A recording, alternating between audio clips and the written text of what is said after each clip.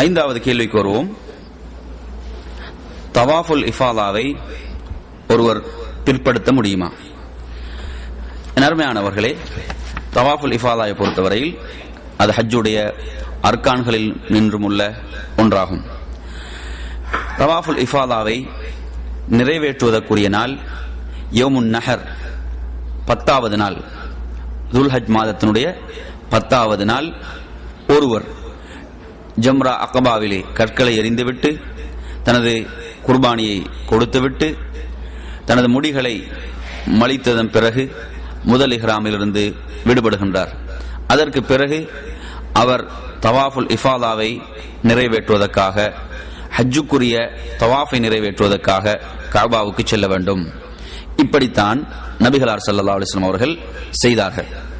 ஆனால் இந்த தவாஃபை தாமதப்படுத்துவதற்கும் பிற்படுத்துவதற்கும் ஹதீஸ்களில் அனுமதி இருப்பதை பார்க்கிறோம். ஆயிஷா ரலியல்லாஹு அன்ஹா அவர்கள் ரிவாயத்து செய்யக்கூடிய ஒரு ஹதீஸிலே, ஹஜ்ஜனா மஅன் நபி ஸல்லல்லாஹு அலைஹி வஸல்லம் ஃபஅஃضنا يوم النحر فحاضت صفية فأراد النبي صلى الله عليه وسلم منها ما يريد الرجل من أهله فقلت يا رسول الله إنها حائض. ஆயிஷா ரலியல்லாஹு அன்ஹா அவர்கள் ரிவாயத்து செய்யக்கூடிய ஒரு ஹதீஸிலே, நாம் நபிகளார் ஸல்லல்லாஹு அலைஹி வஸல்லம் அவர்களோடு ஹஜ்ஜை நிறைவேற்றினோம். அப்படி நிறைவேற்றி கொண்டிருக்கக்கூடிய அந்த நேரத்திலே யௌமுன் நஹர் 10வது நாளில் நாம் தவாஃபுல் இஃபாதாவை செய்தோம். அப்பொழுது நபி அவர்களுக்கு தெரிவிக்கப்படுகின்றது, சஃபியா ரலியல்லாஹு அன்ஹா அவர்களுக்கு மாதவிடாய் ஏற்பட்டு விட்டது.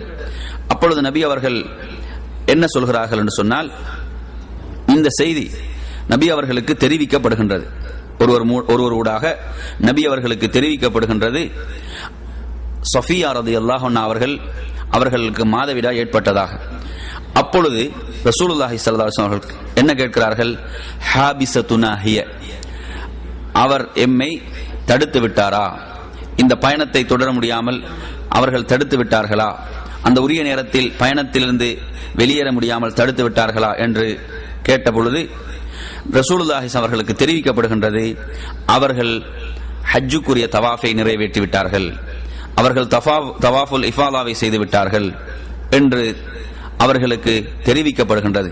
அப்பொழுது ரசூலுல்லாஹி ஸல்லல்லாஹு அலைஹி வஸல்லம் கூறுகின்றார்கள், அப்படி என்றால் பிரச்சனை இல்லை, நமக்கு வெளியேற முடியும். எனவே இந்த ஹதீஸ் எதை நமக்கு தெளிவுபடுத்துகின்றது என்றால், இப்படியான மாதவிடாய் பெண்களுக்கு அந்த தவாஃபை பிற்படுத்துவதற்கு அனுமதி இருக்கின்றது. அவர்கள் அதை பிற்படுத்தி செய்யலாம் என்பதை இந்த ஹதீஸிலிருந்து விளங்குகின்றோம். எனவே இப்படியான காரணங்கள் வருகின்ற பொழுது, என் அருமை சகோதரர்களே, தவாஃபுல் இஃபாதாவை பிற்படுத்துவது, அதை விடைபெறும் பயண தவாஃப் என்று சொல்லப்படுகின்ற விதாவோடு இணைத்து அந்த தவாஃபை நிறைவேற்றுவது, இதற்கு அனுமதி இருக்கிறது என்பதை இந்த ஹதீஸிலிருந்து நாம் விளங்குகின்றோம்.